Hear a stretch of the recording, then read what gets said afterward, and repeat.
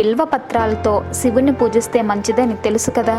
మరి శని దోషం ఉన్నవారు బిల్వ పత్రాలతో శివుణ్ణి పూజిస్తే ఆ దోషం పరిహారం అవుతుందని తెలుసా? ఈ విషయాన్ని స్వయంగా శివుడే సెలవిచ్చాడట. అసలు విషయం ఏమిటంటే, ఓసారి శివుణ్ణి దర్శించుకోవడానికి కైలాసం చేరుకున్న శని పార్వతీ పరమేశ్వరులను భక్తితో ప్రార్థించాడు.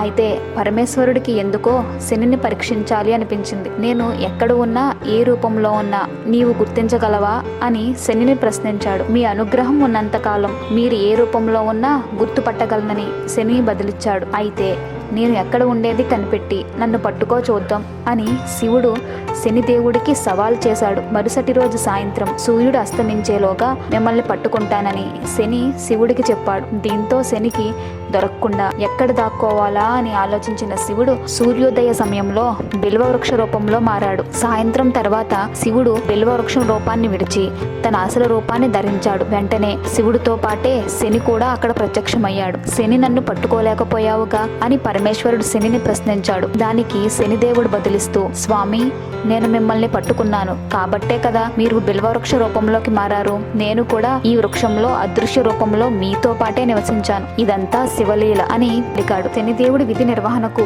భక్తికి ముగ్ధుడైన పరమేశ్వరుడు, ఈశ్వరుడైన నన్నే పట్టవు కాబట్టి ఇక నుంచి నీవు శనీశ్వరుడుగా ప్రసిద్ధి చెందుతావని వరమిచ్చాడు. బిల్వ దళాలతో నన్ను పూజించిన వారికి శని దోష నివృత్తి కలుగుతుంది. మారేడు ఆకులతో నా పూజ చేసిన వారిని శివభక్తులను శనీశ్వరుడు బాధించడు అని అభయం ఇచ్చాడు. నాటి నుంచి బిల్వ వృక్షాన్ని శివుడి స్వరూపంగా భావించి బిల్వ పత్రాలతో పరమేశ్వరుని పూజించడం సాంప్రదాయంగా మారింది. ఈ వీడియో మీకు నచ్చినట్లయితే లైక్ చేయండి, షేర్ చేయండి. మరిన్ని వీడియోస్ కోసం మా ఛానల్ని సబ్స్క్రైబ్ చేయండి.